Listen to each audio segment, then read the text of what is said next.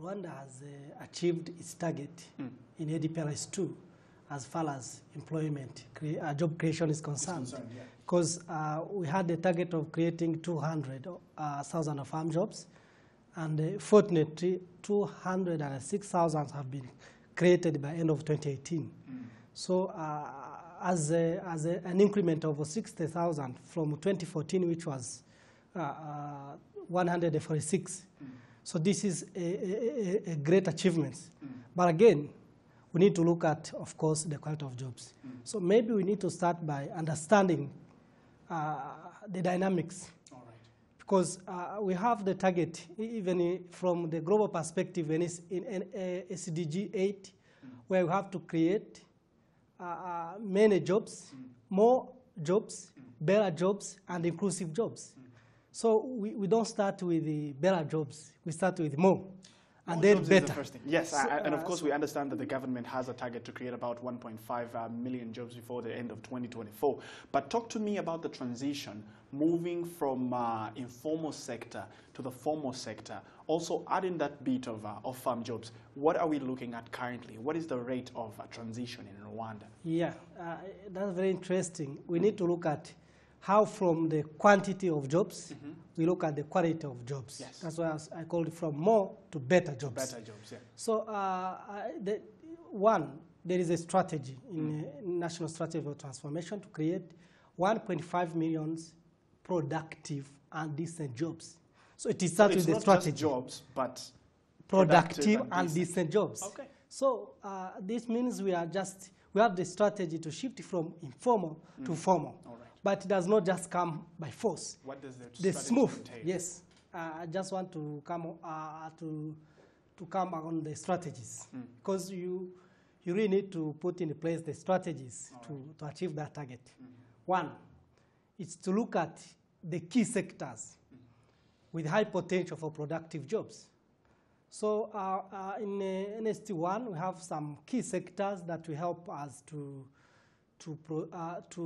create a conducive environment for the creation of decent jobs, because the government does not create jobs. For your information, the government employs only less than 3%, and 97% is just by private sector.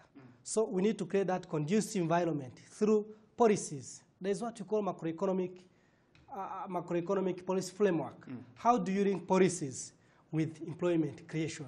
That is very key. That's why we look at sectors. We have key sectors that will drive our economy in the next 7 years.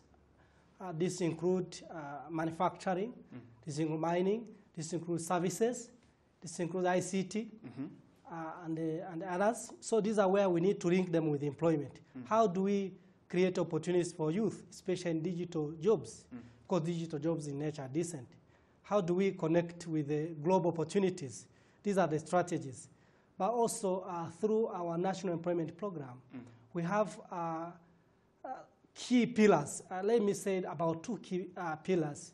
The pillar on skills development, because the issue of skills mismatch is among the key issues for youth to get jobs.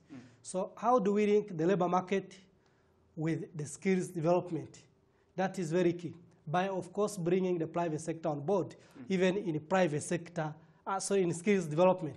How do we plan together when it comes to skills development, so that the people who are graduating will be full of employable skills, or skills that are needed by the labor market? That is another very important strategy, because for people to move from informal to formal, they need to be skilled first of all. Definitely. Second, public education is also very key on the incentives and advantages in the formal sector. Okay. That is also another strategy that is very important. And again, some specific interventions in youth.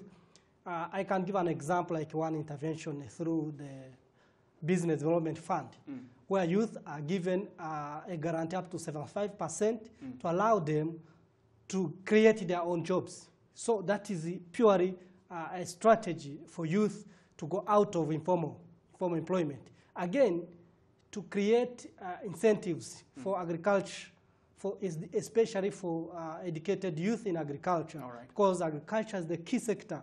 It's among the key driving sector of our economy and even in developing countries.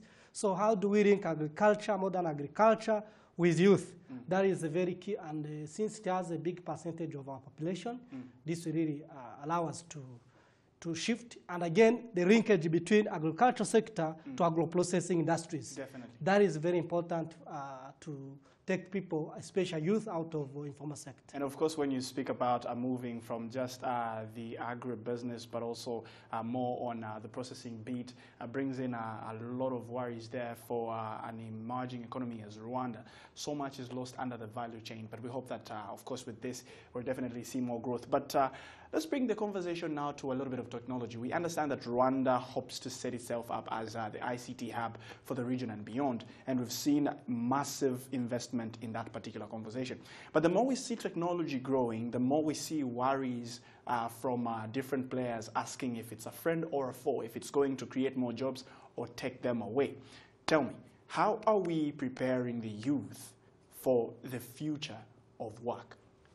Perfect. Many people confuse technology and a barrier to job. Okay. But for me, I see it as an opportunity.